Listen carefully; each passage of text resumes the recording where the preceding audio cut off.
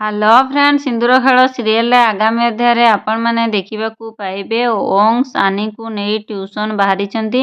ସେତିକି ସମୟରେ ଓଂସ୍ର ମା କହୁଛନ୍ତି ତାଙ୍କୁ ଟ୍ୟୁସନ ନେବା କ'ଣ ଦରକାର, ତୁ ଟ୍ୟୁସନ ମାଷ୍ଟରକୁ ଆମ ଘରକୁ ଡାକି ଦେଉନୁ ବୋଲି। କ'ଣ ଆଦ୍ୟା ଓଂସ୍ ଘରକୁ ଟ୍ୟୁସନ ପଢ଼ାଇବା ପାଇଁ ଆସିବ କି ନାହିଁ ଜାଣିବା ପାଇଁ ଭିଡ଼ିଓଟିକୁ ଶେଷ ପର୍ଯ୍ୟନ୍ତ ଦେଖନ୍ତୁ। ଯଦି ଚ୍ୟାନେଲରେ ନୂଆ ଆସିଛନ୍ତି ଚ୍ୟାନେଲକୁ ସବସ୍କ୍ରାଇବ୍ କରିଦିଅନ୍ତୁ ଓ ପାଖରେ ଥିବା ନୋଟିଫିକେସନ୍ ବେଲକୁ କ୍ଲିକ୍ କରିଦିଅନ୍ତୁ, ଯାହାଫଳରେ ସିନ୍ଦୁର ଖେଳ ସିରିଏଲରେ ଆଗାମୀ ଅଧ୍ୟାୟରେ କ'ଣ ହେବ ଆପଣମାନେ ଜାଣିପାରିବେ ସର୍ବପ୍ରଥମେ।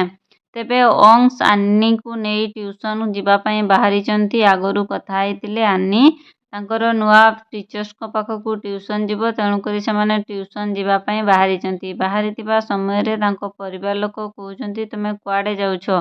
ସେତିକି ସମୟରେ ଓଂସ୍ କହୁଛନ୍ତି ମୁଁ ଆନିକୁ ଟ୍ୟୁସନ ନେବା ପାଇଁ ଯାଉଛି।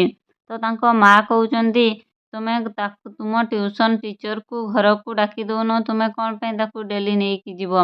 ତ ସେତିକି ସମୟରେ ଶାଲିନୀ କହୁଛି କ'ଣ ପାଇଁ ଟ୍ୟୁସନ କ'ଣ ଦରକାର ହେବ, ଆମର ଆନି ଘରେ ପଢ଼ିଦେବ।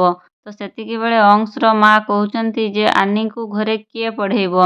ତ ମଲ୍ଲିକା ବୋହୂ ଅଛି ନା ତାକୁ ପଢ଼େଇବା ପାଇଁ, ସେ ପଢ଼େଇବ। କ'ଣ ସତରେ ମଲ୍ଲିକା ଆନିକୁ ଟ୍ୟୁସନ ପଢ଼େଇବ କି ନାହିଁ ଜାଣିବା ପାଇଁ ମୋ ଚ୍ୟାନେଲ ସହିତ ଯୋଡ଼ି ହୋଇଥାନ୍ତୁ। ଚ୍ୟାନେଲରେ ନୂଆ କରି ଆସିଥିଲେ ଚ୍ୟାନେଲକୁ ସବସ୍କ୍ରାଇବ୍ କରିଦିଅନ୍ତୁ ଓ ପାଖରେ ଥିବା ନୋଟିଫିକେସନ୍ ବେଲକୁ କ୍ଲିକ୍ କରିଦିଅନ୍ତୁ, ଯାହାଫଳରେ ସିନ୍ଦୁର ଖେଳ ସିରିଏଲରେ ଆଗାମୀ ଅଧ୍ୟାୟରେ କ'ଣ ହେବ ଆପଣମାନେ ନୋଟିଫିକେସନ୍ ପାଇପାରିବେ ସର୍ବପ୍ରଥମେ।